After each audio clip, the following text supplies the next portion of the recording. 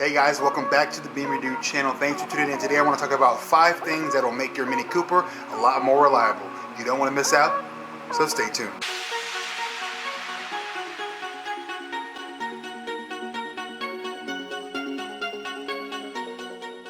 Alright guys, so if you've been on the channel for some time, you know that I love this car. I started the channel with this car, and I started off by doing lots of videos, how-tos, and things that you can replace yourself that you don't have to go to the dealership for. And I wanted to make this video to show you guys that there are some things you can do right off the bat to make these cars a lot more reliable. As we all know by now that the N14 and the N18 engines are known to have some inherent issues.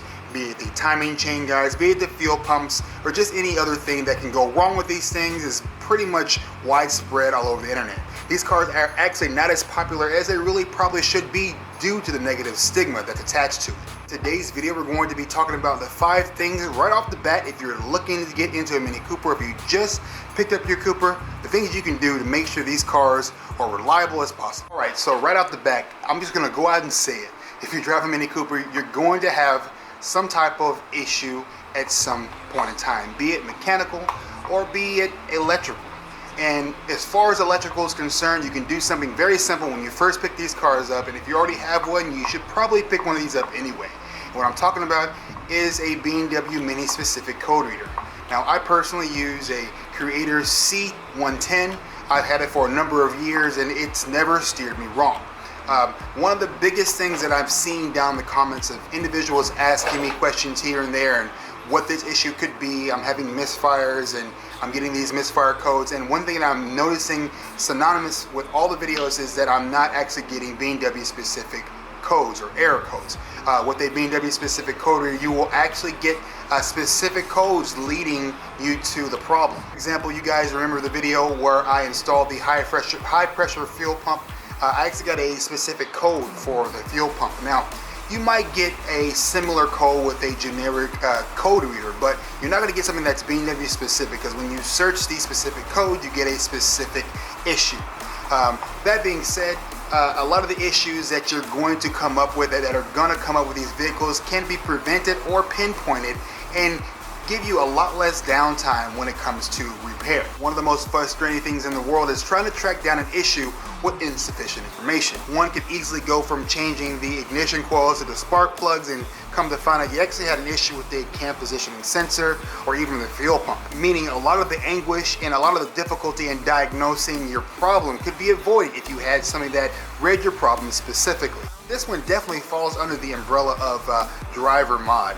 If you're going to own a Mini Cooper, you're going to have to change your overall mindset on what it takes to drive one of these cars. And what I mean by that is you're going to have to be a little more attentive. One of the cars that I can most closely relate owning a Mini Cooper, the relationship wise, would be an RX-7 or an RX-8. Now, these cars are known to drink oil naturally. These are vehicles that you're going to have to keep quart of oil in the car with you, because they drink oil, burn oil, just by the sheer way they're designed. The Mini Cooper is a lot like that. Mini Coopers tend to drink between half a quart and a quart and a half every 4,000 to 5,000 miles. If anything more than that, and you're having some serious ringland issue or some blow-by issue that's completely separate from your normal oil burning issues that these cars just come with. I myself personally have adopted a whole new appreciation for these vehicles, because with preventative maintenance and a little more forward planning and thinking, I was able to basically cut down on my blow-by by almost half. The main things that I want to address with the Mini Cooper is going to be the oil change intervals. Now, oils, they come in different viscosities. I tend to use 530, 540 in the summers because it's a little bit warmer, but the frequency of your oil changes. Now, we all know these cars have timing chain guide issues. The timing chain guides, they get weak and they get brittle, but let's just be honest here for a second. Brittle timing chain guides, it's not really a new thing for BMWs. They all use plastic timing chains. They all use hydraulically filled tensioners. The difference is the mentality for these vehicles is that it's a newer vehicle. I should be able to go the recommended 4 to 5 to 6,000 miles that the oil is actually able to go. But for all intents and purposes, that really doesn't really work for the Mini Cooper. Yes, they have timing chain guides that can be a little bit weak, and yes, there is an update that allows you to put in a updated tensioner for your timing chain guides to get yourself a little more life out of them. But in all honesty, the best thing that you could possibly do for your engine is change your oil every 3,000 to 3,500 miles. Also adding in a Lucas oil additive every once or twice, and you get a lot more life out of your car. If you're one of those individuals who does not buy your oil ahead of time in advance, you probably want to go ahead and adapt that type of mentality, because it's that mentality that's going to get you where you need to be when it comes to preventative maintenance, which is probably the best driver mod when it comes to minis. And this next one is probably going to be one of the only things that I'm going to recommend to you guys not to try yourself unless you're a licensed professional and you have all the specialty tools. I am, of course, talking about the walnut blast on your intake valves. This is a service that is pretty synonymous with all turbocharged BMW engines. All the 335 guys are pretty well familiar with this. It's just one of the things you know you're going to have to do at some point in time in your vehicle's lifespan. What this actually does is use crushed walnuts on your intake valves, and it knocks off all the debris and all the gummed up buildup oil on your intake valves. Now, this is a byproduct, a natural byproduct from the N18 and N14 engines that comes from the natural occurring blow-by that these cars just produce just naturally. There have been many topics and many forum topics just on this particular subject alone, trying to determine if there's any actual way to prevent this from actually occurring. Now, you can go from complete left side of the field, and there's individuals saying you can actually prevent it 110%.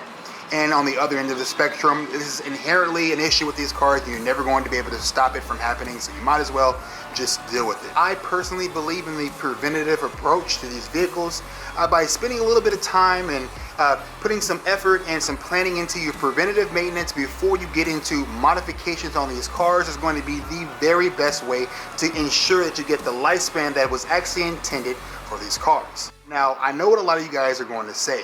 That service is pretty expensive. You go to the dealership, it's about $1,000 plus.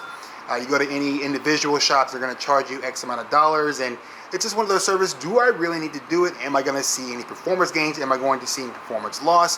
What are the drawbacks? Well, I'm glad you guys asked that, and myself personally, I have a lot of BMW and Mini enthusiasts that are friends, and some of them are technicians. So do yourself a favor, get on your local forums, and I guarantee you there is going to be somebody on there that kind of makes his way through the forums on Facebook, whatnot, and what have you, that does this service, and they probably come out to you. That was the case for myself. I have a friend that has a friend of a friend who actually worked at a Mini Cooper dealership, and he actually came to my house and did the service for me for a fraction of the cost. And I can't tell you enough how much of an improvement on my overall gas mileage and just the performance of the vehicle. You don't really know what you're missing out on until you have the service done. So do yourself a favor before you make any modifications to the vehicle, to your car at all. Plan on having this service done. Look on some of your local ads. You'll find there are a lot more individuals out there willing to do this service and come to you. This is another one of those topics when it comes to Mini Coopers that you kind of just want to dance around. If you own the car for a good amount of time, you know what I'm talking about. If you're new to the Mini Cooper scene, this is just one of those things that you're just going to have to put up with. It's going to fail at some point, and I'm talking about the high pressure fuel pump.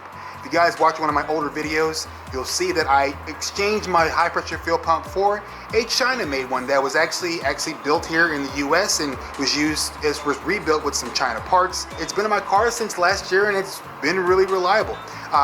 They give a 3-year warranty, and they don't really give too much of a fuss if you have to turn yours in and exchange it. So that's one of the things that I really recommend that you get for this vehicle. If you don't have an issue with it at this time, you will at some point. So my recommendation would be to go ahead and set some money aside and go ahead and purchase the fuel pump ahead of time. And go check out my video. You can install it yourself. It's not one of the things you have to go to the dealership for, although you can, but you probably are going to pay quite a premium because it is in kind of an awkward position.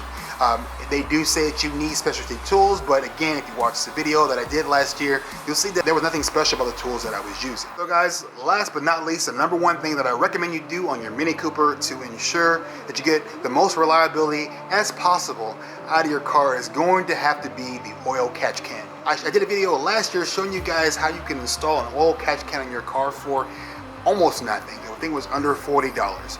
It has been hands down the number one thing that's been keeping my intake track dry and clean. These cars naturally have a lot of blow by, like I stated before, and it gets into the intake track and it gets into the valves, and it's another one of the reasons why you end up having to do the walnut blast on your valves. The oil catch can is simply installed between your intake system and your PCV system. Your Mini Cooper's valve cover has a built-in PCV system that is not the greatest, and by introducing a oil catch can into the system, you can actually attract all the oil vapor and separate them before they get into the engine. So upon request, about 90 days after installing the oil catch can, I did show you guys the contents that were found in the oil catch can, and the results were pretty surprising. And oily, watery substance, it kind of looked a little bit like chicken fat, was actually left into the oil catch can. Now mind you, I had the oil catch can installed before I did the walnut blast on my valves, and since I've done the walnut blast on my valves, there was a considerable amount of less blow-by in the engine. Something about the valves seating properly and all that, and I believe that the engine just began to function a lot more not like normal, and the amount of blow-by that I was getting has substantially decreased. Alright guys, so that's going to wrap it up for what I feel are the 5 best things that are going to make the Mini Cooper more reliable. I want to be clear from the jump, a lot of the negative stigma attached to Mini Coopers comes from poor ownership.